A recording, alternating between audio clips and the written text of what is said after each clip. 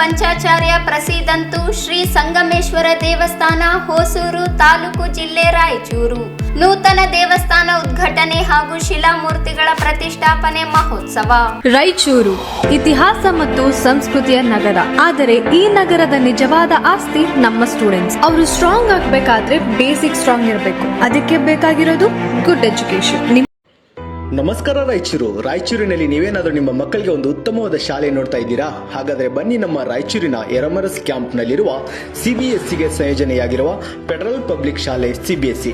ಇಲ್ಲಿ 2026 ಮತ್ತು 27ನೇ ಶೈಕ್ಷಣಿಕ ಸಾಲಿನ ಪ್ರವೇಶ ಆರಂಭವಾಗಿದ್ದು. ನಮಸ್ಕಾರ ರಾಯಚೂರು ಜನತೆಗೆ, ನಿಮ್ಮ ವಿಶ್ವಾಸದ ವಾಹನ ಮಳಿಗೆ ಶ್ರೀ ತಿರುಮಲ ಹೋಂಡಾ ಗೋಶಾಲ ರಸ್ತೆ ರಾಯಚೂರು. ಇಲ್ಲಿ ನಿಮಗೆ ದೊರೆಯುತ್ತದೆ ಅತ್ಯುತ್ತಮ ಬೈಕ್ ಮತ್ತು ಸ್ಕೂಟರ್ಗಳು ಅತ್ಯಂತ ಕಡಿಮೆ ಬೆಲೆಯಲ್ಲಿ. ಇನ್ನೇಕ್ ತಡ, ಹಿಂದೆ ಭೇಟಿ ನೀಡಿ ಶ್ರೀ ತಿರುಮಲ ಹೋಂಡಾ ಗೋಶಾಲಾ ರಸ್ತೆ ರಾಯಚೂರು. ನಮಸ್ಕಾರ, ನೀವು ನೋಡ್ತಾ ಇದ್ದೀರಾ ಮೆಗಾ ನ್ಯೂಸ್. ಮೊದಲಿಗೆ ಹೆಡ್ಲೈನ್ಸ್. ಬಂಗಾಳಿ ವಲಸೆ ಸಮುದಾಯದ ಹಲವು ಸಮಸ್ಯೆಗಳ ಪರಿಹಾರಕ್ಕೆ ಆಗ್ರಹಿಸಿ ಪ್ರತಿಭಟನೆ. ಹೊಸೂರು ಗ್ರಾಮದ ಶ್ರೀ ಸಂಗಮೇಶ್ವರ ದೇವಸ್ಥಾನ ನೂತನ ಶಿಲಾಮೂರ್ತಿಗಳ ಭವ್ಯ ಮೆರವಣಿಗೆ. ಕ್ಷೇತ್ರ ಪುನರ್ ವಿಂಗಡಣೆ ಬಿಜೆಪಿಯ ರಾಜಕೀಯ ಹುನ್ನಾರ, ಶ್ರೀದೇವಿ ನಾಯಕ. ಏಪ್ರಿಲ್ 24ಕ್ಕೆ ಭಗೀರಥ ಜಯಂತಿ ಆಚರಣೆ, ಸಮಾಜದ ಜನರು ಭಾಗವಹಿಸಲು ಚಂದ್ರಶೇಖರ್ ಮನವಿ. ಫೋರ್ಜರಿ ಮೂಲಕ ಜಮೀನು ಮಾರಾಟ ಆರೋಪ, ನ್ಯಾಯ ಸಿಗದಿದ್ದರೆ ಕಾನೂನು ಹೋರಾಟ, ವೆಂಕಟೇಶ್. ಮತ್ತು ಪಿಂಜಾರ ನದಾಫ್ ಸಮಾಜಕ್ಕೆ ಪ್ರತ್ಯೇಕ ಅಭಿವೃದ್ಧಿ ನಿಗಮ ಮಂಡಳಿ ಸ್ಥಾಪನೆಗೆ ಮನವಿ. ರಾಯಚೂರು ಜಿಲ್ಲೆಯ ಸಿಂಧನೂರು ಭಾಗದಲ್ಲಿ ವಾಸಿಸುತ್ತಿರುವ ವಲಸೆ ಬಂಗಾಳಿ ಸಮುದಾಯದ ಜನರು ಕಳೆದ 7 ದಶಕಗಳಿಂದ ಎದುರಿಸುತ್ತಿರುವ ಮಾನವೀಯ ಹಾಗೂ ಆಡಳಿತಾತ್ಮಕ ಸಮಸ್ಯೆಗಳನ್ನು ಪರಿಹರಿಸುವಂತೆ ಆಗ್ರಹಿಸಿ ಆಜಾದ್ ಬಂಗ್ ಆರ್ಮಿ ಸಂಘಟನೆಯಿಂದ ಜಿಲ್ಲಾಡಳಿತ ಭವನದ ಎದುರು ಪ್ರತಿಭಟನೆ ನಡೆಸಿ ಜಿಲ್ಲಾಧಿಕಾರಿ ಕಚೇರಿ ಸ್ಥಾನಿಕ ಅಧಿಕಾರಿಗೆ ಮನವಿ ಸಲ್ಲಿಸಿದರು.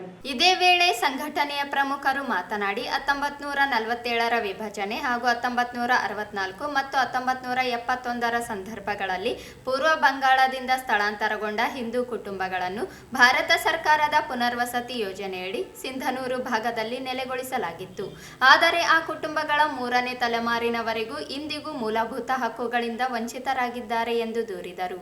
ಭೂ ಸಂಬಂಧಿತ ಸಮಸ್ಯೆಗಳು ಗಂಭೀರವಾಗಿದ್ದು ಹಲವು ಕುಟುಂಬಗಳಿಗೆ ಇನ್ನು ಮಾಲೀಕತ್ವದ ದಾಖಲೆಗಳು ಲಭ್ಯವಾಗಿಲ್ಲ. ಭೂಮಿ ಹಸ್ತಾಂತರ ಪ್ರಕ್ರಿಯೆ ಪೂರ್ಣಗೊಂಡಿಲ್ಲ. ಬಹುತೇಕ ಜನರು ಕೇವಲ ಕಬಳಿಕೆಯ ಹಕ್ಕು ಹೊಂದಿದ್ದಾರೆ. ಭೂಮಿ ಡಿಜಿಟಲೀಕರಣದ ವೇಳೆ ಅನೇಕರ ಹೆಸರುಗಳು ದಾಖಲೆಗಳಿಂದ ಅಳಿದು ಹೋಗಿದ್ದು ಕೆಲವು ಜಾಗಗಳನ್ನು ಸರ್ಕಾರದ ಅಥವಾ ಬೇನಾಮಿ ಎಂದು ದಾಖಲಿಸಲಾಗಿದೆ ಎಂದು ಆರೋಪಿಸಿದರು. ಇದರಿಂದಾಗಿ ರೈತರಿಗೆ ಕೃಷಿ ಸಾಲಗಳು ಅಥವಾ ಕಿಸಾನ್ ಕ್ರೆಡಿಟ್ ಕಾರ್ಡ್ ಸೌಲಭ್ಯಗಳು ಸಿಗದೆ ಖಾಸಗಿ ಸಾಲಗಾರರ ಮೇಲೆ ಅವಲಂಬಿತರಾಗಬೇಕಾದ ಪರಿಸ್ಥಿತಿ ಉಂಟಾಗಿದೆ ಎಂದು ತಿಳಿಸಿದರು. ಜಾತಿ ಮತ್ತು ಸಾಮಾಜಿಕ ಗುರುತಿನ ವಿಚಾರದಲ್ಲಿ ನಾಮಶೂದ್ರ, ಪೊಂದ್ರ, ಮಾಜಿ ಮೊದಲಾದ ಸಮುದಾಯಗಳು ಪಶ್ಚಿಮ ಬಂಗಾಳದಲ್ಲಿ ಪರಿಶಿಷ್ಟ ಜಾತಿಗೆ ಸೇರಿದವರಾಗಿದ್ದು ಕರ್ನಾಟಕದಲ್ಲಿ ಅವರಿಗೆ ಮೀಸಲಾತಿ ಸೌಲಭ್ಯಗಳು ದೊರೆಯುತ್ತಿಲ್ಲ. ಇದರ ಪರಿಣಾಮವಾಗಿ ವಿದ್ಯಾರ್ಥಿಗಳು ಉನ್ನತ ಶಿಕ್ಷಣ ಮತ್ತು ಸರ್ಕಾರಿ ಉದ್ಯೋಗಗಳಿಂದ ವಂಚಿತರಾಗುತ್ತಿದ್ದಾರೆ. ಸರ್ಕಾರ್ ಎಂಬ ಕುಟುಂಬ ಹೆಸರನ್ನು ಬಳಸುತ್ತಿರುವುದರಿಂದ ಆಡಳಿತಾತ್ಮಕ ಗೊಂದಲ ಉಂಟಾಗಿ ಜಾತಿ ಪ್ರಮಾಣ ಪತ್ರ ಸೇರಿದಂತೆ ಹಲವು ದಾಖಲೆಗಳನ್ನು ಪಡೆಯಲು ತೊಂದರೆಯಾಗುತ್ತಿದೆ. ಇದನ್ನು ಕುಟುಂಬ ಹೆಸರಾಗಿ ಪರಿಗಣಿಸುವಂತೆ ಸರ್ಕಾರ ಸ್ಪಷ್ಟ ನಿರ್ದೇಶನ ನೀಡಬೇಕು ಎಂದು ಒತ್ತಾಯಿಸಿದರು. ಬೆಂಗಾಲಿ ಭಾಷೆಯ ಪ್ರಾಥಮಿಕ ಶಿಕ್ಷಣವನ್ನು ಹಳೆಯದಾಗಿ ನೀಡಲಾಗುತ್ತಿತ್ತಾದರೂ ಇತ್ತೀಚಿನ ವರ್ಷಗಳಲ್ಲಿ ಅದನ್ನು ಸ್ಥಗಿತಗೊಳಿಸಲಾಗಿದೆ. ಬೆಂಗಾಲಿ ಭಾಷಾ ಶಿಕ್ಷಕರನ್ನು ಮರುನಿಯೋಜಿಸುವಂತೆ ಆಗ್ರಹಿಸಿದರು. ಹಾಗೆಯೇ ಮತದಾರರ ಗುರುತಿನ ಚೀಟಿ ಮತ್ತು ರೇಷನ್ ಕಾರ್ಡ್ ನೀಡುವಲ್ಲಿ ಅನಗತ್ಯ ದಾಖಲೆಗಳನ್ನು ಕೇಳಲಾಗುತ್ತಿದ್ದು ಹಲವಾರು ಕುಟುಂಬಗಳು BPL ಸೌಲಭ್ಯಗಳಿಂದ ವಂಚಿತರಾಗಿದ್ದಾರೆ. ನಾವು ವಲಸಿಗರಲ್ಲ, ಸರ್ಕಾರದಿಂದ ಪುನರ್ವಸತಿ ಪಡೆದ ನಾಗರಿಕರು ಎಂಬುದನ್ನು ಆಡಳಿತ ಅರಿಯಬೇಕು ಎಂದು ಹೇಳಿದರು. ಇನ್ನು 90 ದಿನಗಳಲ್ಲಿ ಕ್ರಮ ಕೈಗೊಳ್ಳದಿದ್ದರೆ ಸಿಂಧನೂರಿನಿಂದ ರಾಯಚೂರಿನವರೆಗೆ ನ್ಯಾಯದ ಪಾದಯಾತ್ರೆ ನಡೆಸಲಾಗುವುದು. ಜಿಲ್ಲಾಧಿಕಾರಿ ಕಚೇರಿ ಎದುರು ಅನಿರ್ದಿಷ್ಟಾವಧಿ ಧರಣಿ ಹಮ್ಮಿಕೊಳ್ಳಲಾಗುವುದು ಹಾಗೂ ಈ ಹೋರಾಟವನ್ನು ರಾಜ್ಯ ಮತ್ತು ರಾಷ್ಟ್ರೀಯ ಮಟ್ಟಕ್ಕೆ ವಿಸ್ತರಿಸಲಾಗುವುದು ಎಂದು ಎಚ್ಚರಿಸಿದರು. बंगाली समाज को अधिकार देना होगा, बंगाली समाज को उनका अधिकार देना होगा, बंगाली समाज को उनका अधिकार देना होगा, बंगाली को अधिकार नहीं है रखो, बंगाली का नीचे को अधिकार नहीं है रखो, हमारे भाषा अधिकार चाहिए।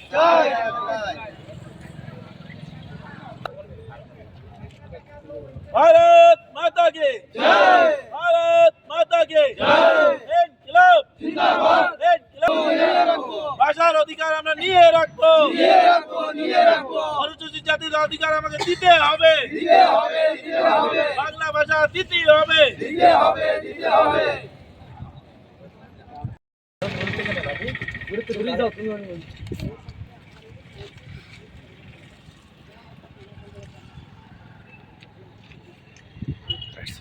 सर मामला ये है क्या, यहाँ पर जो बंगाली समाज के लोग रह रहे हैं सर, जैसे आप और मैं हैं, इस देश की नागरिक, चाहे हम विस्थापित और सरकार का बंटवारा तो हमने नहीं करना है ना सर।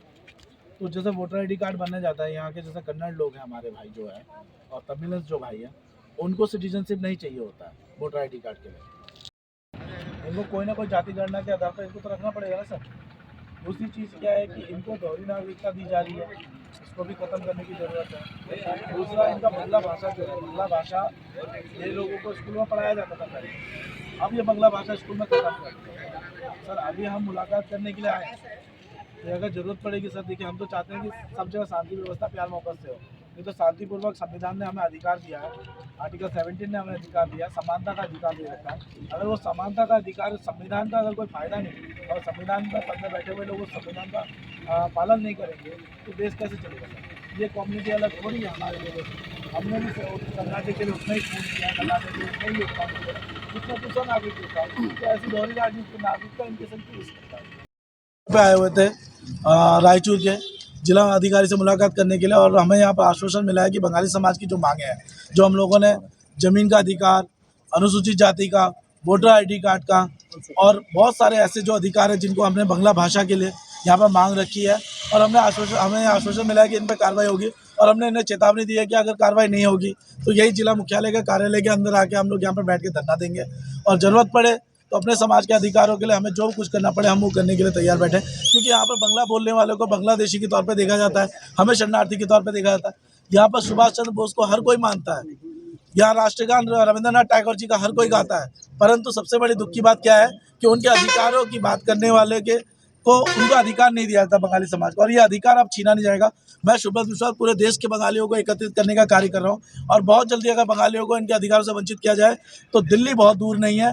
मैं यहाँ के प्रधानमंत्री जी को भी कहना चाहता हूँ कि आप पश्चिम बंगाल में चुनाव की बात कर रहे हो, बंगालियों को अधिकार देने के कह रहे हो, मगर आसपास के राज्यों में जो बंगाली, आप ही के खुद के राज्यों में भी खासतौर से जो बंगाली है, आप उनको अधिकार दे नहीं पा रहे हो, और नहीं दे पा रहे हो तो आप इस तरह से दोहरी नीति मत करिए। ये बंगाली हिंदुओं को उनका अधिकार मिलना चाहिए, उनको एक देश एक कानून के तहत इनको आरक्षण और भाषा और इनको नागरिकता मिलनी चाहिए। 4 ಬಂಗಾಲಿ ಕಾಲೋನೀಸ್ ಇದೆ, ಆ 4 ಕ್ಯಾಂಪಿಂದ ನಾವು ಇಲ್ಲಿ ಬಂದಿದ್ದೀವಿ ಡಿಸಿ ಆಫೀಸಿಗೆ. ಇಲ್ಲಿ ನಮ್ಗೆ ಏನೈತೆ ಅಂದರೆ ನಮ್ಮದು ಪೂರ್ವಜವರು ನಮಗೆ ಡಾಕ್ಯುಮೆಂಟ್ ಸಿಟಿಜನ್ಶಿಪ್ ಇಲ್ಲದವರಿಗೆ ಈಗ ನಮಗೆ ಟೋಟಲ್ ಐ ಡಿ ಕಾರ್ಡ್ ಮಾಡ್ತಾ ಇಲ್ಲ. ನಮ್ಮ ಸರ್ಕಾರದ ಇನಿಷಿಯಲ್ ಅಂದರೆ ಸರ್ನೇಮ್ ಸರ್ಕಾರ ಇದ್ದವರಿಗೆ ಅವರಿಗೆ ಭೂಮಿ ಪಟ್ಟ ಇಲ್ಲ, ಎಲ್ಲ ಸರ್ಕಾರ ಸೌಲಭ್ಯಗಳಿಗೆ ವಂಚಿತ ಮಾಡ್ತಾ ಇದ್ದಾರೆ. ಅದಕ್ಕೆ ನಾವಿಲ್ಲಿ ಎಲ್ಲ ಕ್ಯಾಂಪ್ನವರು ಸೇರಿ ಇಲ್ಲಿ ಬಂದಿದ್ದೀವಿ. ಸರ್ ಹತ್ರ ನಮ್ಮ ಕೋರಿಕೆಗಳನ್ನು ಹೇಳ್ತೀವಿ. ಇದು ಆದಷ್ಟು ಬೇಗ ನೀವು ಸರ್ಕಾರವನ್ನು ನಮ್ಮ ಕೋರಿಕೆಯನ್ನು ಪೂರೈಸಬೇಕು, ಇಲ್ಲಾಂದರೆ ನಾವು ಮುಂದಿನ ದಿನಗಳಲ್ಲಿ ನಮ್ಮ 4 ಕ್ಯಾಂಪಿಂದ ಇಲ್ಲಿ ಧರಣಿ ಮಾಡ್ತೀವಿ. ಈ ಸಂದರ್ಭದಲ್ಲಿ ಆಜಾದ್ ಬಂಗ್ ಆರ್ಮಿ ಸಂಘಟನೆಯ ಪ್ರಮುಖರಾದ ಸುಬ್ರತ್ ಕುಮಾರ್ ವಿಶ್ವಾಸ್, ನಿಯಾತ್ ತರಫ್ದಾರ್, ಸಾಧನ್ ಸನ್ ಸಾನಾ, ಸುನಿಲ್ ಮೇಸ್ತ್ರಿ, ಶ್ರೀದುಲ್ ದತ್ತಾ, ಸರೋಜಿತ್ ಗೈನ್, ಅರ್ಜುನ್ ಗೋಲ್ಡರ್, ಸಾಧನ್ ಮಂಡಲ್, ಸಮರೇಶ್ ಮಂಡಲ್, ಬಿಶು ರಾಯ್, ದಿನೇಶ್ ರಾಯ್, ಸುಖ ಮಂಡಲ್, ಸಾಗರ್ ಮಂಡಲ್, ಕನಕ್ ಮಂಡಲ್, ಕುಮಾರೇಶ್ ಮಂಡಲ್, ಪ್ರಮೋದ್ ಮಿಸ್ತ್ರಿ, ಧರ್ಮೇಂದ್ರ ಬಿಸ್ವಾಸ್, ಪಿಯೂಷ್ ಮಿತ್ರಾ, ಪ್ರದೀಪ್ ದಾಸ್, ದಿಲೀಪ್ ಸರ್ಕಾರ್, ರಂಜಿತ್ ದತ್ತಾ ಮತ್ತು ಸುಧಾನಾ ಸಿಕಂದರ್ ಹಾಗೂ ಬೆಂಗಾಲಿ ಸಮುದಾಯದ ಮುಖಂಡರು ಭಾಗವಹಿಸಿದ್ದರು. ನಗರದ ಹೊಸೂರು ಬಡಾವಣೆಯ ಐತಿಹಾಸಿಕ ಶ್ರೀ ಸಂಗಮೇಶ್ವರ ದೇವಸ್ಥಾನ ನೂತನ ಶಿಲಾಮೂರ್ತಿಗಳ ಭವ್ಯ ಮೆರವಣಿಗೆ ಗ್ರಾಮದಲ್ಲಿ ಅದ್ದೂರಿಯಾಗಿ ನಡೆಯಿತು. ಗ್ರಾಮದ ಸರ್ವಜಾತಿ ಧರ್ಮದವರು ಸೇರಿ 300 ವರ್ಷಗಳ ಇತಿಹಾಸವಿರುವ ಶ್ರೀ ಸಂಗಮೇಶ್ವರ ದೇವಸ್ಥಾನ ಜೀರ್ಣೋದ್ಧಾರ ಕೈಗೊಂಡಿದ್ದರಿಂದ ನೂತನ ಶಿಲಾಮೂರ್ತಿಗಳನ್ನು ಮೆರವಣಿಗೆ ಮೂಲಕ ಕರೆತಂದು ಪೂಜಿಸಲಾಯಿತು. ಕಿಲ್ಲೆ ಬೃಹನ್ಮಠದ ಶ್ರೀ ಶಾಂತಮಲ್ಲ ಶಿವಾಚಾರ್ಯರ ದಿವ್ಯ ಸಾನ್ನಿಧ್ಯದಲ್ಲಿ ವಿದ್ವಕ್ತವಾಗಿ ಪೂಜಾ ಕಾರ್ಯಗಳು ನಡೆದವು. ಮಹಿಳೆಯರ ಪೂರ್ಣಕುಂಭ ಕಳಸಗಳು ಹಾಗೂ ವಿವಿಧ ವಾದ್ಯಗಳೊಂದಿಗೆ ಅದ್ದೂರಿಯ ಸ್ವಾಗತ ನೀಡಲಾಯಿತು.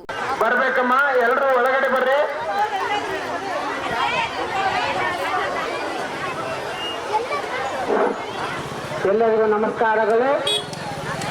ಹೊಸೂರು ಗ್ರಾಮ ಕೇವಲ 5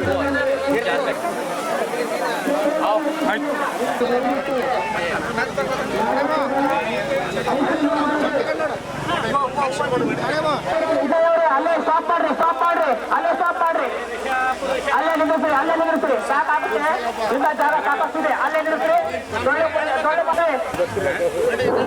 ದಯಮಾಡಿ ಯಾರು ಮುಂದೆ ಹೋಗ್ಬಾರ್ದು ಅಲ್ಲೇ ನಿಂದಿರ್ಬೇಕು ಕಾಸು ಹೊತ್ಕೊಂಡಿರ್ತಕ್ಕಂಥವ್ರು ಸಾಕಾಗ್ಬೇಕು ಎಲ್ಲರೂ ಯಾರು ಕೂಡ ಮುಂದೆ ಹೋಗ್ಬಾರ್ದು ತಮ್ಮಲ್ಲಿ ಕೇಳ್ಕೊಂಡ ಮಹಿಳೆಯರು 5 ಜನ ಮಾತ್ರ ಲೈನಲ್ಲಿ ಇರ್ಬೇಕು 5 ಜನ ನೋಡ್ರಪ್ಪ 5 ಜನ ಇದ್ರೆ ಲೈನ್ ಬಹಳ ದೊಡ್ಡದಾಗ್ತದ ಹಾಗಾಗಿ ನಿಮ್ಮನ್ನ ಕೇಳ್ತಾ ಇರೋದು 5ಕ್ಕೆ ಕಾರ್ಯಕ್ರಮ ಆರಂಭ ಆಗಲ್ಲ ಯಾಕಂದ್ರೆ ಲೈನ್ ದೊಡ್ಡದಿರಬೇಕು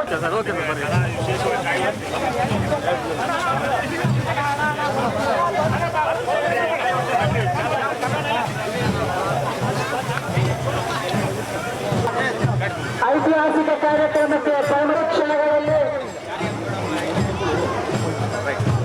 ಪೊಲೀಸ್ ಸೇವಾ ಸಮಿತಿಯ ಸಿಬ್ಬಂದಿಯವರು ಯುವಕರು ಕೈ ಮಾಡ್ತಿದ್ದಾರೆ ಸಾಕ್ಷಿ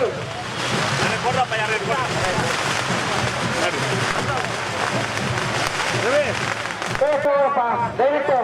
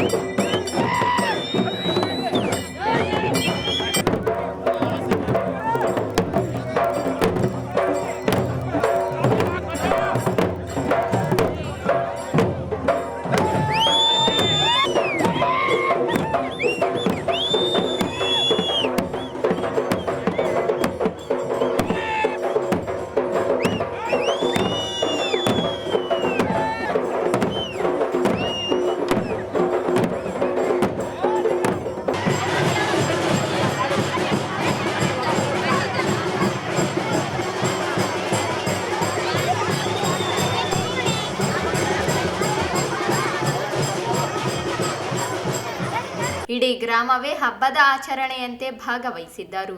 ಮೆರವಣಿಗೆಯಲ್ಲಿ ಭಾಗವಹಿಸಿದ್ದ ನಗರ ಶಾಸಕ ಡಾಕ್ಟರ್ ಶಿವರಾಜ್ ಪಾಟೀಲ್ ಮಾತನಾಡಿ, ಗ್ರಾಮ ಐತಿಹಾಸಿಕ ಶ್ರೀ ಸಂಗಮೇಶ್ವರ ದೇವಸ್ಥಾನ ಜೀರ್ಣೋದ್ಧಾರ ಅಂಗವಾಗಿ ನೂತನ ಮೂರ್ತಿಗಳ ಪ್ರತಿಷ್ಠಾಪನೆ ಏಪ್ರಿಲ್ 23ರಂದು ನಡೆಯಲಿದೆ. ಇಂದು ಮೂರ್ತಿಗಳ ಮೆರವಣಿಗೆ ನಡೆದಿದೆ. ಗ್ರಾಮದ ಸಮಸ್ತ ಜನರು ಒಂದಾಗಿ ಇತಿಹಾಸ ದೇವಸ್ಥಾನ ಅಭಿವೃದ್ಧಿಗೆ ಮುಂದಾಗಿರುವ ಮಾದರಿ ಕೆಲಸವಾಗಿದೆ ಎಂದರು. 3 ದಿನ ನಡೆಯಲಿರುವ ಕಾರ್ಯಕ್ರಮದಲ್ಲಿ ಭಕ್ತರು ಭಾಗವಹಿಸುವಂತೆ ಮನವಿ ಮಾಡಿದರು.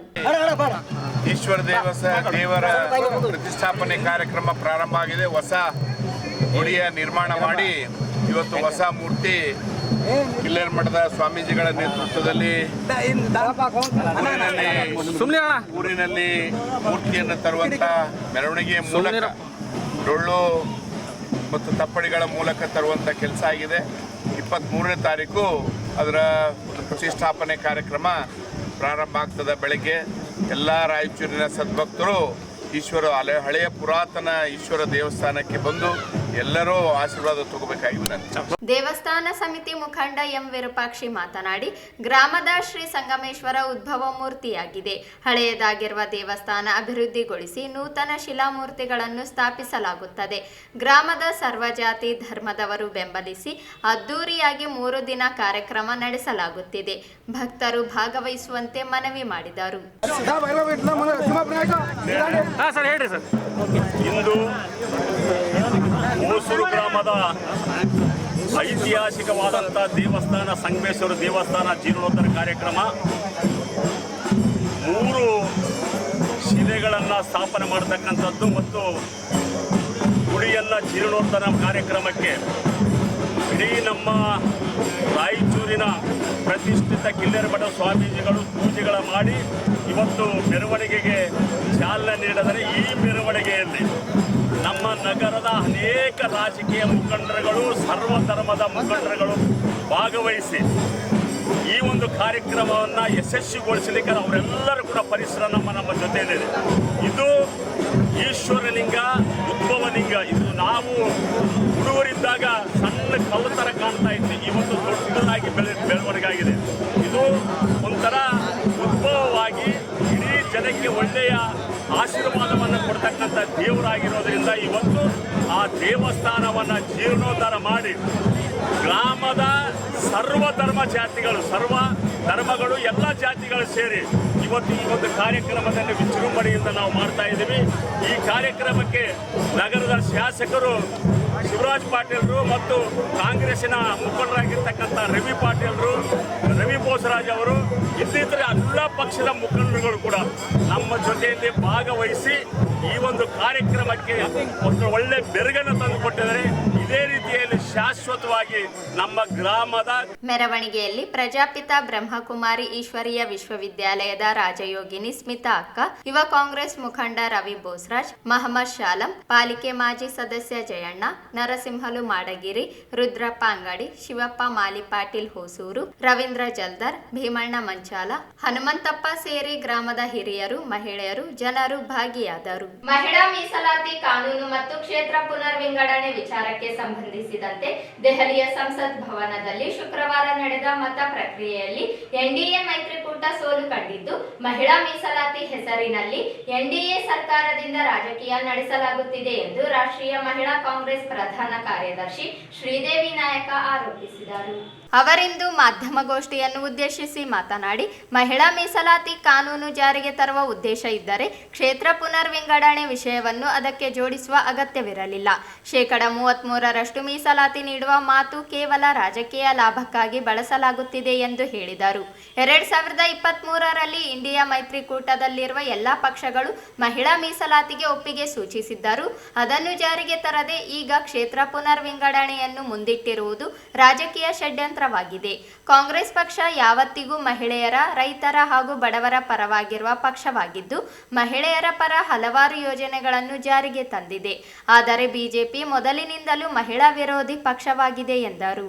ಕ್ಷೇತ್ರ ಪುನರ್ವಿಂಗಡಣೆ ನಡೆದರೆ ಉತ್ತರ ಭಾರತದ ರಾಜ್ಯಗಳಿಗೆ ಜನಸಂಖ್ಯೆ ಆಧಾರದ ಮೇಲೆ ಹೆಚ್ಚಿನ ಸ್ಥಾನಗಳು ದೊರೆಯಲಿದ್ದು, ದಕ್ಷಿಣ ಭಾರತದ ರಾಜ್ಯಗಳಿಗೆ ಅನ್ಯಾಯವಾಗಲಿದೆ. ಇದರ ಪರಿಣಾಮವಾಗಿ ಒಬಿಸಿ ಹಾಗೂ SC/ST ಮಹಿಳೆಯರು ಕೂಡ ಅವಕಾಶದಿಂದ ವಂಚಿತರಾಗುವ ಸಾಧ್ಯತೆ ಇದೆ ಎಂದು ಹೇಳಿದರು. ಬಿಜೆಪಿ ಪಕ್ಷವು ಸ್ವತಃ ಮಹಿಳಾ ವಿರೋಧಿ ಪಕ್ಷವಾಗಿದ್ದು, ಕಾಂಗ್ರೆಸ್ ಮೇಲೆ ಮಹಿಳಾ ವಿರೋಧಿ ಎಂಬ ಆರೋಪ ಹೇರಲು ಪೂರ್ವ ನಿಯೋಜಿತ ಕುತಂತ್ರ ನಡೆಸುತ್ತಿದೆ ಎಂದು ಆರೋಪಿಸಿದರು. 2011ರ ಜನಗಣತಿ ಅಂಕಿಅಂಶಗಳ ಆಧಾರದ ಮೇಲೆ ಕ್ಷೇತ್ರ ಪುನರ್ವಿಂಗಡಣೆ ಮಾಡುವುದು ಅವೈಜ್ಞಾನಿಕವಾಗಿದ್ದು, ಹೊಸ ಜನಗಣತಿ ಮಾಹಿತಿಯ ಆಧಾರದ ಮೇಲೆ ಕ್ರಮ ಕೈಗೊಳ್ಳಬೇಕು ಎಂದು ಒತ್ತಾಯಿಸಿದರು. ಮೋದಿ ಸರ್ಕಾರದ ವಿರುದ್ಧ ಪ್ರತಿಭಟನೆಗೆ ಸನ್ನಿವೇಶಗಳು ನಿರ್ಮಾಣವಾಗುತ್ತಿವೆ ಎಂದು ಎಚ್ಚರಿಕೆ ನೀಡಿದ ಅವರು, ಮಹಿಳೆಯರು ಈ ವಿಷಯವನ್ನು ಸರಿಯಾಗಿ ಅರ್ಥ ಮಾಡಿಕೊಳ್ಳಬೇಕು. ಬಿಜೆಪಿ ಪಕ್ಷ ಮಹಿಳಾ ಪರವಾಗಿದ್ದರೆ ಕ್ಷೇತ್ರ ವಿಂಗಡಣೆ ಎಂಬ ಅಂಶವನ್ನು ಬಿಟ್ಟು ಮೊದಲು ಮಹಿಳಾ ಮೀಸಲಾತಿ ಕಾನೂನು ಜಾರಿಗೆ ತರಲಿ ಎಂದು ಸವಾಲು ಹಾಕಿದರು. ರಾಷ್ಟ್ರಾದ್ಯಂತ ಚರ್ಚೆ ಆಗ್ತಾ ಇದೆ.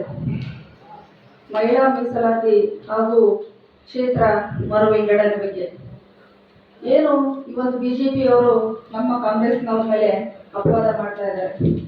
ಕಾಂಗ್ರೆಸ್ನವರು ಮಹಿಳಾ ವಿರೋಧಿಗಳು ಅಂತ ಹೇಳಿ ಅಂತ ಸುಳ್ಳು ಅಪಪ್ರಚಾರ ಮಾಡ್ತಾ ಇದ್ದಾರೆ ಅಂತ ಹೇಳಿದ್ರೆ ತಪ್ಪಾಗ್ಲಿಕ್ಕಿಲ್ಲ.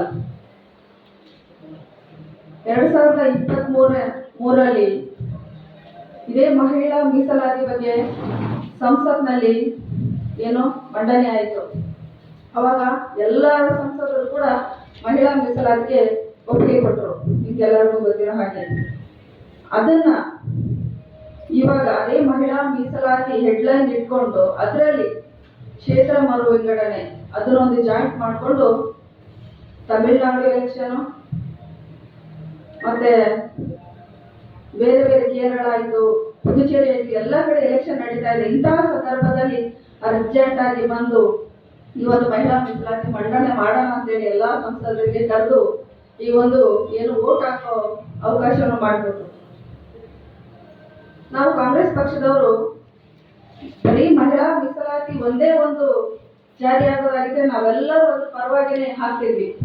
ಅದರಲ್ಲಿ ಕ್ಷೇತ್ರ ಮರು ವಿಂಗಡಣೆಯಲ್ಲಿ ಯಾಕೆ ಅದನ್ನು ಸೇರಿಸಬೇಕಾಗಿತ್ತು? 2011ರ ಜಾತಿ ಜನಗಣತಿ ಅಂಕಿಅಂಶಗಳ ಪ್ರಕಾರ ಈ ಕ್ಷೇತ್ರ ಮರು ವಿಂಗಡಣೆ ಬಗ್ಗೆ ಎಲ್ಲ ಇದು ಮಾಡಿದ್ದಾರೆ, ಹೌದು. ಇವಾಗ 2026 ಇವಾಗ ಹೊಸದಾಗಿ ಜಾತಿ ಜನಗಣತಿ ಟ್ಯಾಕ್ಸ್ ಆಯಿತು. ನಮ್ಮ ಕರ್ನಾಟಕ ಆಗಿರ್ಬೋದು, ತೆಲಂಗಾಣ, ಆಂಧ್ರ ಪ್ರದೇಶ, ಮಹಾರಾಷ್ಟ್ರ ಎಲ್ಲ ನಮ್ಮ ಏನೋ ರಾಜ್ಯದಿಂದ ಕೇಂದ್ರ ಸರ್ಕಾರಕ್ಕೆ ಎಲ್ಲಾ ರೀತಿಯನ್ನು ಟ್ಯಾಕ್ಸ್ ಎಲ್ಲಾ ಸೌಲಭ್ಯಗಳು ಹೋಗ್ತಾ ಇದೆ. ಆದ್ರೆ ಅದರಿಂದ ಬರ್ತಕ್ಕಂಥ ಅನುದಾನ ನಮ್ಗೆ ಕಡಿಮೆ ಆಗ್ತಾ ಇದೆ. ಏನೋ ಮಲ್ತಾಯಿ ಧೋರಣೆ ಮಾಡ್ತಾ ಇದ್ದಾರೆ ಕೇಂದ್ರ ಸರ್ಕಾರದವರು ಅಂತ ಹೇಳಿದ್ರೆ ತಪ್ಪಾಗ್ಲಿಕ್ಕಿಲ್ಲ. ನಾನೊಂದು ಬಿಜೆಪಿ ಸರ್ಕಾರಕ್ಕೆ ಒಂದು ಸವಾಲು ಹಾಕ್ತೇನೆ. ಏನು ಅಂತ ಹೇಳಿ ಅಂತಂದ್ರೆ, ನಿಮ್ಗೇನಾದ್ರೂ ಮಹಿಳೆಯರ ಮೇಲೆ ಕನಿಕರ, ಪ್ರೀತಿ, ವಿಶ್ವಾಸ, ಗೌರವ, ಸಮಾನತೆ ಏನಾದ್ರೂ ಇದ್ರೆ ಮೊದಲು ಈ ಒಂದು 543 ಏನ್ ಕ್ಷೇತ್ರಗಳಿದ್ದಾವ ಆ ಕ್ಷೇತ್ರಗಳಿಗೆ ಮೊದಲು ಮಹಿಳಾ ಮೀಸಲಾತಿಯನ್ನ ಘೋಷಣೆ ಮಾಡಿ ಅಂತ ನಾನು ಈ ಸಂದರ್ಭದಲ್ಲಿ ಬಿಜೆಪಿ ಪಕ್ಷದವರಿಗೆ ಸವಾಲು ಮಾಡ್ತೇನೆ.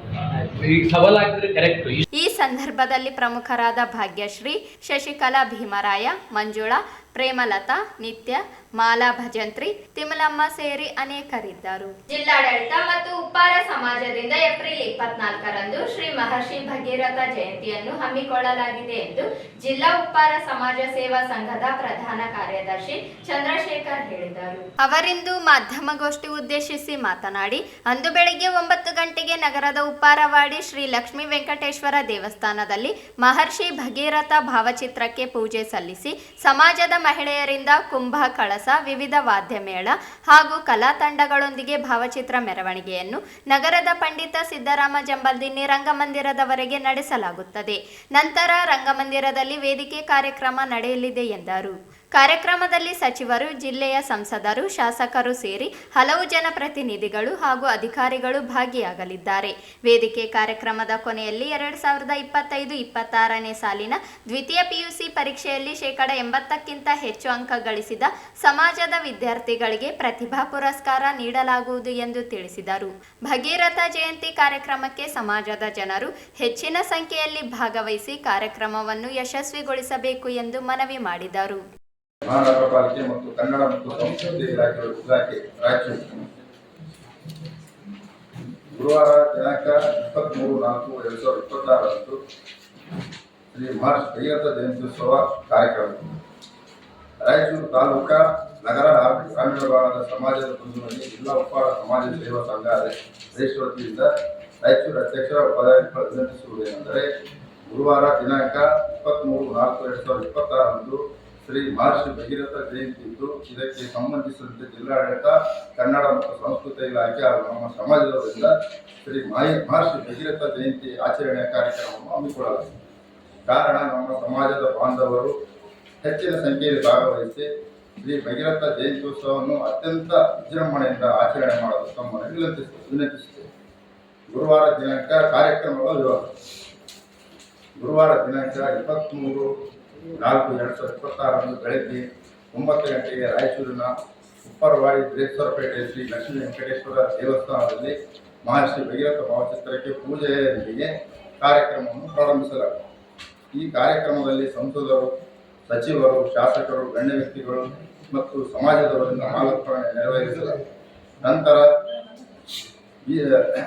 ನಂತರ ಪ್ರಮುಖ ಬೀದಿಗಳ ಮುಖಾಂತರ ಮೆರವಣಿಗೆಯು ನಗರದ ಪಂಡಿತ ಸಿದ್ದರಾಮ ಜಂಬೂಲ್ದೇವಿ ರಂಗಮಂದಿರದವರೆಗೆ ತಲುಪುವುದು.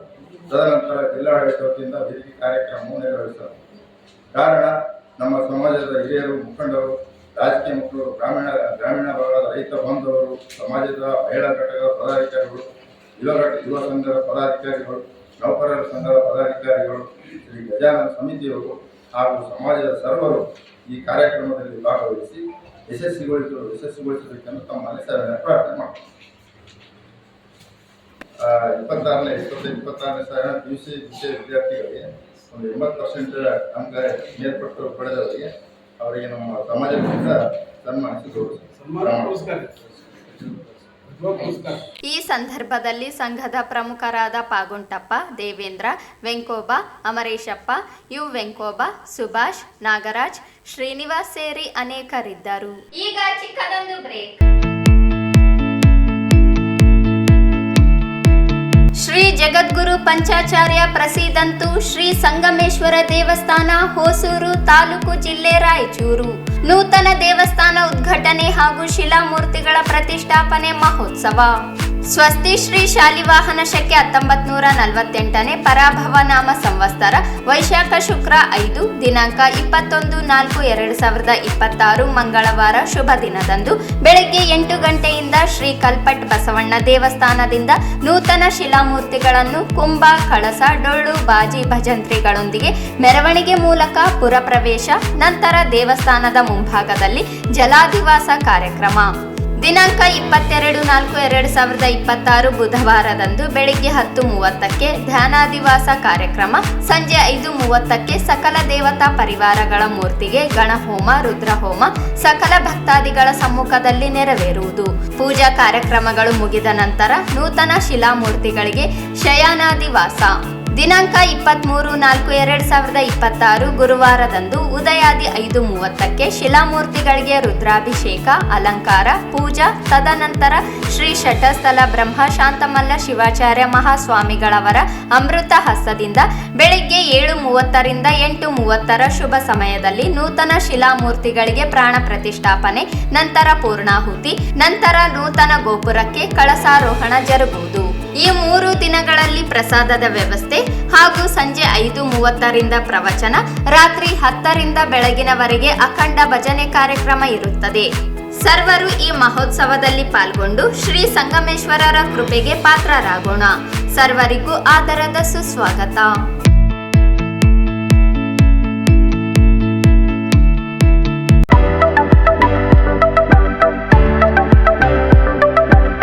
ರಾಯಚೂರು ಇತಿಹಾಸ ಮತ್ತು ಸಂಸ್ಕೃತಿಯ ನಗರ. ಆದರೆ ಈ ನಗರದ ನಿಜವಾದ ಆಸ್ತಿ ನಮ್ಮ ಸ್ಟೂಡೆಂಟ್ಸ್. ಅವರು ಸ್ಟ್ರಾಂಗ್ ಆಗಬೇಕಾದ್ರೆ ಬೇಸಿಕ್ ಸ್ಟ್ರಾಂಗ್ ಇರಬೇಕು. ಅದಕ್ಕೆ ಬೇಕಾಗಿರೋದು ಗುಡ್ ಎಜುಕೇಶನ್. ನಿಮ್ಮ ಮಗು ಕೂಡ ಮ್ಯಾಥ್ಸ್, ಬೇಸಿಕ್ಸ್, ಲ್ಯಾಂಗ್ವೇಜ್ ಅಲ್ಲಿ ಸ್ಟ್ರಗಲ್ ಮಾಡ್ತಿದ್ರೆ ಅವರಿಗೆ ಅಂತಾನೆ ಇರೋದು growing minds. At our academy, we provide special care for the slow learners, strong foundation in basics with personal attention. ಓದಕ್ಕೂ ಬರೆಯೋಕ್ಕೂ ಮಕ್ಕಳಿಗೆ ಬರಲ್ಲ, ತಿಳುವಳಿಕೆ ಇರಲ್ಲ ಅಂಥವ್ರಿಗೆ ಇಂಡಿವಿಜುವಲ್ ಕೇರ್ ತಗೊಂಡು ಚೆನ್ನಾಗಿ ಹೇಳ್ಕೊಡ್ತಿದ್ದಾರೆ. ಮಕ್ಕಳು ತುಂಬ ಇಂಪ್ರೂವ್ ಆಗಿದ್ದಾರೆ. ನನ್ನ ಮಗ ಅಂತೂ ತುಂಬ ಇಂಪ್ರೂವ್ ಆಗಿದ್ದಾನೆ. Gift, the gift of nature. We have the long range of mountains. ABCD ಓದಕ್ಕೆ ಬರ್ತಿದ್ದಿಲ್ಲ, ಬರೆಯೋಕ್ಕೂ ಬರ್ತಿದ್ದಿಲ್ಲ. ಆಮೇಲೆ ಬೇಸಿಕ್ನಲ್ಲಿ ಇಲ್ಲಿ 3 months ಕೋಚಿಂಗ್ ಸೇರಿಸಿದ್ವಿ. आमेले 3 months नल्ले बाड़ा इम्प्रूव आगिदा। मैं मारवाड़ी फैमिली से बिलोंग करता हूँ। मैं पहले दूसरे स्कूल में पढ़ता था। मेरे को वहाँ कन्नड़ा पढ़ने में डिफिकल्टी होता था। मेरे पेरेंट्स ने मेरे को यहाँ ज्वाइन कराया। मेरे टीचर्स ने मेरे को आई से स्टार्ट किया। मैं खुद से कन्नड़ा पढ़ सकता हूँ। ನಾವು ಇಲ್ಲಿ ಮೊದಲನೇದಾಗಿ ವರ್ಣಮಾಲೆಯಿಂದ ಹಿಡ್ಕೊಂಡು ಮಕ್ಕಳಿಗೆ ಅಕ್ಷರಗಳನ್ನ ಗುರುತಿಸೋದ್ರಿಂದ ಹಿಡಿದು ಓದಕ್ಕೆ ಹೇಳ್ಕೊಟ್ಟು ಇವತ್ತು ಮಕ್ಕಳು ಎಷ್ಟು ಮಟ್ಟಿಗೆ ಓದ್ತಾ ಇದ್ದಾರೆ ಅಂದ್ರೆ ನಿಜವಾಗ್ಲೂ ಅದೊಂದು ಪಾವಾಡ ಅಂತ ಅನಿಸ್ಕೊಳ್ಳುತ್ತೆ. A special care with a different methodology are used to uplift your child grades. Along with the special skills, we change their attitude and the thought process with a passionate and a trained skilled teachers. ಸ್ಥಳ Vasavi circle, Jawahar ನಗರ, Raichur. Mobile ಸಂಖ್ಯೆ 8073221708.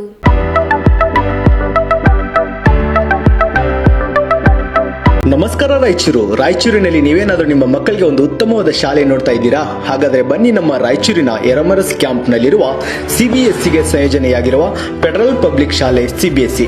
ಇಲ್ಲಿ 2026 ಮತ್ತು 27ನೇ ಶೈಕ್ಷಣಿಕ ಸಾಲಿನ ಪ್ರವೇಶ ಆರಂಭವಾಗಿದ್ದು, ಈ ಶಾಲೆಯು ಉತ್ತಮವಾದ ವಾತಾವರಣ, ಹಸಿರು ಮತ್ತು ಆರೋಗ್ಯಕರ ವಾತಾವರಣದೊಂದಿಗೆ 9 ಎಕರೆ ಭೂಮಿಯನ್ನ ಹೊಂದಿದೆ.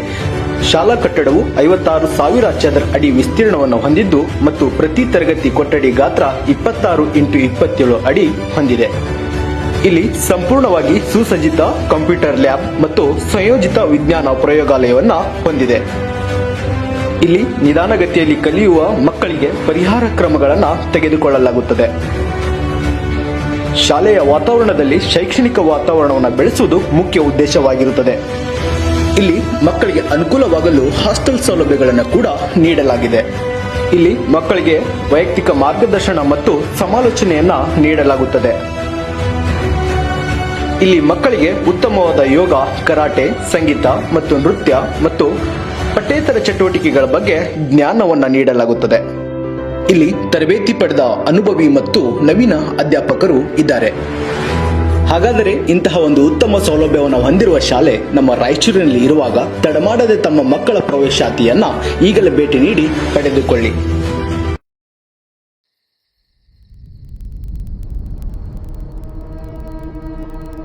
ನಮಸ್ಕಾರ ರಾಯಚೂರು ಜನತೆಗೆ ನಿಮ್ಮ ವಿಶ್ವಾಸದ ವಾಹನ ಮಳಿಗೆ ಶ್ರೀ ತಿರುಮಲ ಹೋಂಡಾ ಗೋಶಾಲ ರಸ್ತೆ ರಾಯಚೂರು. ಇಲ್ಲಿ ನಿಮಗೆ ದೊರೆಯುತ್ತದೆ ಅತ್ಯುತ್ತಮ ಬೈಕ್ ಮತ್ತು ಸ್ಕೂಟರ್ಗಳು ಅತ್ಯಂತ ಕಡಿಮೆ ಬೆಲೆಯಲ್ಲಿ. ನಮ್ಮ ಶೋರೂಮ್ ನಲ್ಲಿ ಹೋಂಡಾ ಶೈನ್, ಹೋಂಡಾ ಯೂನಿಕಾರ್ನ್, SP 125, ಶೈನ್ 100, ಹೋಂಡಾ ಹಾರ್ನೆಟ್, ಲಿವೋ 110 ಬೈಕ್ಗಳು ಮತ್ತು ಡಿಯೋ ಸ್ಕೂಟಿ, ಆಕ್ಟಿವಾ ಸ್ಕೂಟಿ, ಹೋಂಡಾದ ಅತ್ಯುತ್ತಮ ಬೈಕ್ಗಳು ಮತ್ತು ಸ್ಕೂಟರ್ ಮಾದರಿಗಳು ಇವೆಲ್ಲವೂ ಒಂದೇ ಶೋರೂಮ್ ನಲ್ಲಿ ಅತ್ಯುತ್ತಮ ಆಫರ್ಗಳೊಂದಿಗೆ. ಇದು ಹೋಂಡಾ ಶೈನ್ 100 2B. ರೈತರು, ಕೂಲಿ ಕಾರ್ಮಿಕರು ಮತ್ತು ಉದ್ಯೋಗಿಗಳೇ ನಂಬಿಕೆಯ ಸಂಗಾತಿ. ಇದರ ಎಕ್ಸ್-ಶೋರೂಮ್ ಬೆಲೆ 66,789 ರೂಪಾಯಿಗಳು ಮಾತ್ರ. ಇದು ನೋಡಿ ಹೋಂಡಾ ಶೈನ್ 100 DX, ಹೆಚ್ಚು ಮೈಲೇಜ್, ಕಡಿಮೆ ಖರ್ಚು. ಇದರ ಎಕ್ಸ್-ಶೋರೂಮ್ ಬೆಲೆ 71,743 ರೂಪಾಯಿ ಮಾತ್ರ.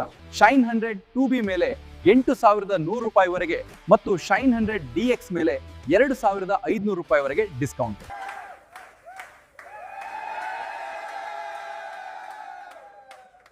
ಇದು ಹೋಂಡಾ SP 160 muscular design, powerful 160cc engine ಮತ್ತು ಸ್ಮೂತ್ ಪರ್ಫಾರ್ಮೆನ್ಸ್ SP 160 ಮೇಲೆ ಈಗ ಭರ್ಜರಿ 10,500 ರೂಪಾಯಿಗಳ ಸ್ಪೆಷಲ್ ಡಿಸ್ಕೌಂಟ್. ಮನೆ ಬಳಕೆಗೂ ದಿನನಿತ್ಯ ಪ್ರಯಾಣಕ್ಕೂ ಹೋಂಡಾ ಆಕ್ಟಿವಾ ನಿಮ್ಮ ಅತ್ಯುತ್ತಮ ಆಯ್ಕೆ. ಸುಲಭ ರೈಡಿಂಗ್, ಉತ್ತಮ ಮೈಲೇಜ್. ಆಕ್ಟಿವಾ ಸ್ಮಾರ್ಟ್ ಕೀ ಮೇಲೆ 3,000 ರೂಪಾಯಿಗಳ ಡಿಸ್ಕೌಂಟ್. ಆಕ್ಟಿವಾ STD ಎಕ್ಸ್-ಶೋರೂಮ್ ಬೆಲೆ 78,128 ಮಾತ್ರ. ಇದು Honda Hornet 2.0 big engine, muscular look ಮತ್ತು ರೋಡ್ ನಲ್ಲಿ ರಾಯಲ್ ಪ್ರೆಸೆನ್ಸ್. ಹಾರ್ನೆಟ್ 2.0 ಮೇಲೆ ಭರ್ಜರಿ 12,500 ರೂಪಾಯಿಗಳು ಸ್ಪೆಷಲ್ ಡಿಸ್ಕೌಂಟ್. ವಾಹನ ಖರೀದಿ ಮಾತ್ರ ಅಲ್ಲ, ಉತ್ತಮ ಸರ್ವಿಸ್ ಕೂಡ ಅಷ್ಟೇ ಮುಖ್ಯ. ಅನುಭವ ಹೊಂದಿದ ಟೆಕ್ನಿಷಿಯನ್ಗಳು, ಜೆನ್ಯುಯಿನ್ ಹೋಂಡಾ ಸ್ಪೇರ್ ಪಾರ್ಟ್ಸ್ ಮತ್ತು ವೇಗವಾದ ಸರ್ವಿಸ್ ಶ್ರೀ ತಿರುಮಲ ಹೋಂಡಾನಲ್ಲಿ ನಿಮಗೆ ಲಭ್ಯ. ಇಲ್ಲಿ ನಿಮಗೆ ಸುಲಭ ಲೋನ್ ಸೌಲಭ್ಯ, ಕಡಿಮೆ ಡೌನ್ ಪೇಮೆಂಟ್, ಕಡಿಮೆ EMI ಮತ್ತು ವೇಗವಾದ ಲೋನ್ ಅಪ್ರೂವಲ್, ಸರಳ ಡಾಕ್ಯುಮೆಂಟ್ಸ್ ನೊಂದಿಗೆ ತಕ್ಷಣವೇ ಫೈನಾನ್ಸ್ ಸಿಗ್ತದೆ. ನಿಮ್ಮ ವಾಹನ ಈಗ ನಿಮ್ಮ ಕೈಯಲ್ಲಿ. ಇನ್ನೇಕ್ ತಡ, ಹಿಂದೆ ಭೇಟಿ ನೀಡಿ ಶ್ರೀ ತಿರುಮಲ ಹೋಂಡಾ, ಗೋಶಾಲಾ ರಸ್ತೆ, ರಾಯಚೂರು. ನಿಮ್ಮ ಸೌಲಭ್ಯಕ್ಕಾಗಿ ನಮ್ಮ ಶಾಖೆಗಳು ಇನ್ನೂ ಹಲವು ಕಡೆಗಳಲ್ಲಿ ಲಭ್ಯ. ಮಾನವಿ, ದೇವದುರ್ಗ, ಸಿರಿವಾರ ಮತ್ತು ಪೋತ್ನಾಲ್ನಲ್ಲಿ ಕೂಡ ಶ್ರೀ ತಿರುಮಲ ಹೋಂಡಾ ಶಾಖೆಗಳು ಸೇವೆಯಲ್ಲಿ ಇವೆ. ಉತ್ತಮ ಬೆಲೆ, ಭರ್ಜರಿ ಆಫರ್ಗಳು ಮತ್ತು ವಿಶ್ವಾಸಾರ್ಹ ಸರ್ವಿಸ್ ಎಲ್ಲವೂ ಒಂದೇ ಕಡೆ. ಹಿಂದೆ ಬುಕ್ ಮಾಡಿ, ಆಫರ್ಗಳನ್ನ ಮಿಸ್ ಮಾಡ್ಕೊಳ್ಬೇಡಿ. ಧನ್ಯವಾದಗಳು. ಬ್ರೇಕ್ನ ನಂತರ ಮೆಗಾ ನ್ಯೂಸ್ ನ್ಯೂಸ್ಗೆ ಸ್ವಾಗತ. ರಾಯಚೂರು ಹೋಬಳಿಯ ವಡವಟ್ಟಿ ಗ್ರಾಮದಲ್ಲಿರುವ ಸರ್ವೆ ನಂಬರ್ 261 ಹಾಗೂ 261 ಆ ನಲ್ಲಿರುವ ತಲಾ 7 ಎಕರೆ 26 ಗುಂಟೆ ಜಮೀನಿಗೆ ಸಂಬಂಧಿಸಿದಂತೆ ಫೋರ್ಜರಿ ಮೂಲಕ ಹೆಸರನ್ನು ಸೇರಿಸಿ ಮಾರಾಟ ಮಾಡಲಾಗಿದೆ. ಕೂಡಲೇ ನೈಜ ವಾರಸುದಾರನಾದ ನನಗೆ ನ್ಯಾಯ ಒದಗಿಸಬೇಕು ಎಂದು ಭಾರತ ರತ್ನ ಸರ್ ಎಂ ವಿಶ್ವೇಶ್ವರಯ್ಯ ಕಾರ್ಮಿಕ ಸಂಘದ ಜಿಲ್ಲಾಧ್ಯಕ್ಷ ವೆಂಕಟೇಶ್ ಅವರು ಆಗ್ರಹಿಸಿದರು. ಅವರಿಂದು ಮಾಧ್ಯಮಗೋಷ್ಠಿ ಉದ್ದೇಶಿಸಿ ಮಾತನಾಡಿ, ಈ ಜಮೀನು ನಮ್ಮ ಪಿತ್ರಾರ್ಜಿತ ಆಸ್ತಿಯಾಗಿದ್ದು ನಿಜಾಂ ಸರ್ಕಾರದ ಕಾಲದಲ್ಲಿ ನಮ್ಮ ಮುತ್ತಜ್ಜನಿಗೆ ನೀಡಲ್ಪಟ್ಟದ್ದಾಗಿದೆ. ಆದರೆ ಕೆಲವು ವ್ಯಕ್ತಿಗಳು ನಕಲಿ ದಾಖಲೆಗಳನ್ನು ಸೃಷ್ಟಿಸಿ ತಮ್ಮ ಹೆಸರನ್ನು ಸೇರಿಸಿಕೊಂಡು ನಂತರ ಬೇರೆಯವರಿಗೆ ಮಾರಾಟ ಮಾಡಿದ್ದಾರೆ ಎಂದು ಆರೋಪಿಸಿದರು. ಈ ಕುರಿತು ಜಿಲ್ಲಾಧಿಕಾರಿಗಳಿಗೆ ಅರ್ಜಿ ಸಲ್ಲಿಸಲಾಗಿದ್ದು ಪ್ರಕರಣವನ್ನು ತಹಸೀಲ್ದಾರರಿಗೆ ವರ್ಗಾವಣೆ ಮಾಡಲಾಗಿದೆ. ಆದರೆ ತಹಸೀಲ್ದಾರರು ನ್ಯಾಯಾಲಯಕ್ಕೆ ಹೋಗುವಂತೆ ಸೂಚನೆ ನೀಡಿದ್ದಾರೆ. ಇದೇ ವೇಳೆ ಸಂಬಂಧಿಸಿದವರ ವಿರುದ್ಧ ಪೊಲೀಸ್ ಠಾಣೆಯಲ್ಲಿ ದೂರು ನೀಡಿದರು. ತನಿಖೆಯಲ್ಲಿ ಯಾವುದೇ ಸ್ಪಷ್ಟ ಪ್ರಗತಿ ಕಂಡು ಬಂದಿಲ್ಲ ಎಂದು ಅವರು ಅಸಮಾಧಾನ ವ್ಯಕ್ತಪಡಿಸಿದರು. ನಮ್ಮಿಂದ ಯಾರಾದರೂ ಕಾನೂನುಬದ್ಧವಾಗಿ ಜಮೀನು ಖರೀದಿ ಮಾಡಿಕೊಂಡಿದ್ದರೆ ಅದರ ದಾಖಲೆಗಳನ್ನು ಸಾರ್ವಜನಿಕವಾಗಿ ಅಥವಾ ನ್ಯಾಯಾಲಯದಲ್ಲಿ ತೋರಿಸಬೇಕು. ಇಲ್ಲವಾದಲ್ಲಿ ನಮ್ಮ ಹಕ್ಕಿನ ಜಮೀನನ್ನು ಮರುಸ್ವಾಧೀನ ಪಡೆಯಲು ಕ್ರಮ ಕೈಗೊಳ್ಳಲಾಗುತ್ತದೆ ಎಂದು ಸವಾಲ್ ಹಾಕಿದರು.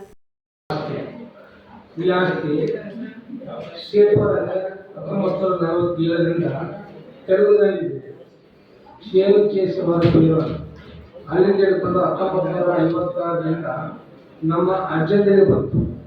ಮತ್ತೆ 1963ರಲ್ಲಿ ನಮ್ಮ ಅಜ್ಜಂದಿರ ಹೆಸರುಗಳೈತೆ. 1964ರಲ್ಲಿ ಆಕಸ್ಮಿಕವಾಗಿ ಬೇರೆ 10 ಜನಗಳ ಹೆಸರು ಬಂದಿದೆ. ಯಾಕೆ ಬಂದಿದೆ ಅಂತ ನನ್ನ ಮಾಹಿತಿ ಅರ್ಥ ಆಗಿದಾಗ ಮಾನ್ಯ ತಹಸೀಲ್ದಾರ್ ಏನು ಕೊಟ್ಟರೆ ಯಾವುದೇ MR ನಂಬರ್ ಇರುವುದಿಲ್ಲ ಎಂದು ಎಂಡರ್ಸ್ಮೆಂಟ್ ಕೊಟ್ಟಿದ್ದಾರೆ. ಮತ್ತೆ ಗುಲ್ಬರ್ಗ ಮಾಹಿತಿ ಆಯೋಗದ ಅವರೇ ಕೊಟ್ಟರು.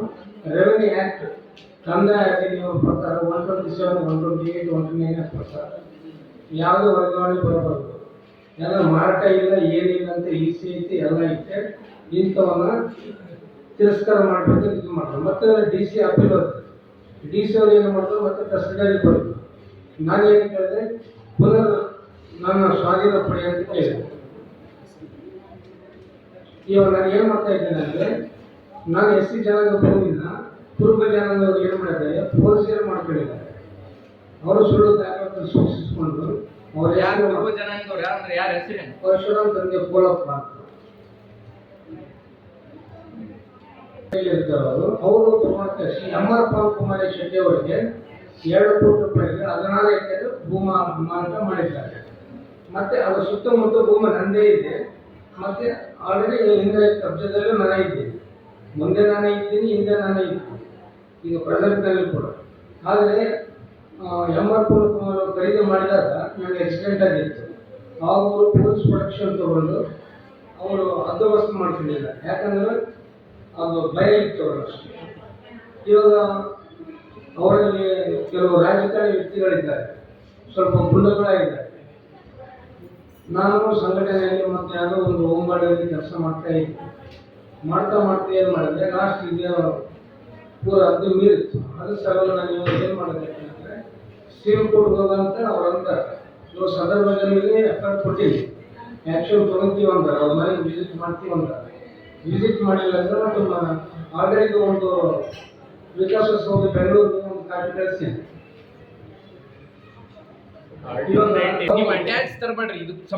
ಪಿಂಜಾರ ನದಾಫ್ ಸಮಾಜಕ್ಕೆ ಪ್ರತ್ಯೇಕ ಅಭಿವೃದ್ಧಿ ನಿಗಮ ಮಂಡಳಿ ಸ್ಥಾಪಿಸುವಂತೆ ಆಗ್ರಹಿಸಿ ಅಖಿಲ ಕರ್ನಾಟಕ ಪಿಂಜಾರ ನದಾಫ್ ಮನ್ಸೂರಿ ಹಕ್ಕುಗಳ ಸಂಘದ ವತಿಯಿಂದ ಜಿಲ್ಲಾಧಿಕಾರಿ ಸ್ಥಾನಿಕ ಅಧಿಕಾರಿಗೆ ಮನವಿ ಸಲ್ಲಿಸಲಾಯಿತು. ರಾಜ್ಯಾದ್ಯಂತ ಸುಮಾರು 35ರಿಂದ 40 ಲಕ್ಷ ಜನಸಂಖ್ಯೆ ಹೊಂದಿರುವ ಪಿಂಜಾರ ನದಾಫ್ ಸಮುದಾಯವು ಸಾಮಾಜಿಕ, ಶೈಕ್ಷಣಿಕ, ಆರ್ಥಿಕ ಹಾಗೂ ರಾಜಕೀಯ ಕ್ಷೇತ್ರಗಳಲ್ಲಿ ಹಿಂದುಳಿದಿದ್ದು ಬಡತನದ ಸಂಕಷ್ಟದಲ್ಲಿ ಜೀವನ ಸಾಗಿಸುತ್ತಿದೆ. ಹಿಂದಿನಿಂದ ಹತ್ತಿ ಮತ್ತು ಅರಳೆಯಿಂದ ಗಾದಿ, ದಿಂಬು, ಜಮಖಾನ, ಗುಡಾರ ಹಾಗೂ ಹಗ್ಗ ತಯಾರಿಕೆಯಲ್ಲಿ ತೊಡಗಿದ್ದ ಈ ಸಮುದಾಯವು ಆಧುನಿಕ ತಂತ್ರಜ್ಞಾನದಿಂದಾಗಿ ತಮ್ಮ ಸಾಂಪ್ರದಾಯಿಕ ವೃತ್ತಿಯನ್ನು ಕಳೆದುಕೊಂಡಿದೆ. 1994ರಲ್ಲಿ ಹಿಂದುಳಿದ ಪ್ರವರ್ಗ 1ರಲ್ಲಿ ಸೇರಿಸಲಾದರೂ ಇಂದಿಗೂ ಸಮರ್ಪಕ ಸರ್ಕಾರಿ ಸೌಲಭ್ಯಗಳು ದೊರೆಯುತ್ತಿಲ್ಲ ಎಂದು ಆರೋಪಿಸಿದ್ದಾರೆ. ಹಿಂದುಳಿದ ವರ್ಗಗಳ ಕಲ್ಯಾಣ ಇಲಾಖೆ ಮತ್ತು ಕೆಎಂಡಿಸಿ ನಡುವೆ ಸಂಯೋಜನೆ ಕೊರತೆಯಿಂದಾಗಿ ಸೌಲಭ್ಯಗಳಿಗಾಗಿ ಅಲೆದಾಡುವ ಪರಿಸ್ಥಿತಿ ನಿರ್ಮಾಣವಾಗಿದೆ. ಕಳೆದ 30 ವರ್ಷಗಳಿಂದ ಪ್ರತ್ಯೇಕ ಅಭಿವೃದ್ಧಿ ಮಂಡಳಿ ಸ್ಥಾಪನೆಗಾಗಿ ಹೋರಾಟ ನಡೆಸುತ್ತಿದ್ದರೂ ಯಾವುದೇ ಸ್ಪಂದನೆ ಸಿಗದಿರುವುದಕ್ಕೆ ಅಸಮಾಧಾನ ವ್ಯಕ್ತಪಡಿಸಿದರು. ಪಿಂಜಾರ ನದಾಫ್ ಸಮಾಜಕ್ಕೆ ಪ್ರತ್ಯೇಕ ನಿಗಮ ಮಂಡಳಿ ಸ್ಥಾಪಿಸಿ ಸಮರ್ಪಕ ಅನುದಾನ ಘೋಷಿಸಬೇಕು ಎಂದು ಒತ್ತಾಯಿಸಿದರು. ಇಲ್ಲದಿದ್ದಲ್ಲಿ ರಾಜ್ಯ ಮಟ್ಟದಲ್ಲಿ ಹಂತ ಹಂತವಾಗಿ ಹೋರಾಟ ಕೈಗೊಳ್ಳುವುದಾಗಿ ಎಚ್ಚರಿಕೆ ನೀಡಿದರು. ಪಿಂಜಾರ ಸಮಾಜಕ್ಕೆ ಸಿದ್ದರಾಮಯ್ಯ ಅವರು ಏನ್ ಕೊಟ್ರು? ಸಿದ್ದರಾಮಯ್ಯ ಅವರು ಪಿಂಜಾರ ಸಮಾಜಕ್ಕೆ ಏನ್ ಕೊಟ್ರು?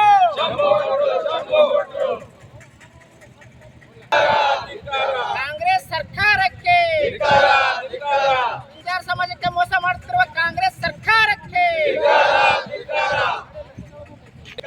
ಹಿಂದುಳಿದ ವರ್ಗದ ಪ್ರವರ್ಗದಲ್ಲಿ ಬರುವ ಪಿಂಜಾರ ಸಮಾಜವನ್ನು ಕುಳಿತಿರುವ ಕಾಂಗ್ರೆಸ್ ಸರ್ಕಾರಕ್ಕೆ, ಸಮಾಜವನ್ನು ಕುಳಿತಿರುವ ಕಾಂಗ್ರೆಸ್ ಸರ್ಕಾರಕ್ಕೆ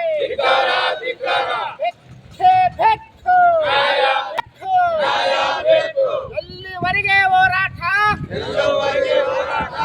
ಎಲ್ಲಿವರೆಗೆ ಹೋರಾಟ? ಬೇಕೇ ಬೇಕು.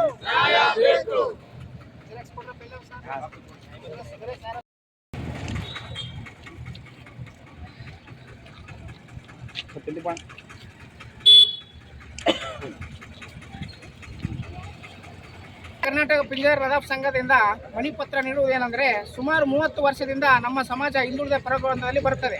ಆದರೆ ನಾವು ಸುಮಾರು ವರ್ಷದಿಂದ ಪ್ರತ್ಯೇಕ ನಿಗಮ ಮಂಡಳಿ ಬೇಕಂತ ಹೋರಾಟ ಮಾಡುತ್ತಾ ಬಂದಿದ್ದೇವೆ. ಆದರೆ ಇಂದಿನ ಸರ್ಕಾರ ಬಿಜೆಪಿ ಅವಧಿಯಲ್ಲಿ ಸನ್ಮಾನ್ಯ ಬಸವರಾಜ ಬೊಮ್ಮಾಯಿ ಅವರು 13 ಜಾತಿಗಳನ್ನು ಸೇರಿಸಿ ನಿಗಮ ಮಂಡಳಿ ಮಾಡಿದ್ರು. ಅದನ್ನು ಜಾರಿ ಮಾಡಲಿಲ್ಲ ಸಿದ್ದರಾಮಯ್ಯ ಸಾಹೇಬರು.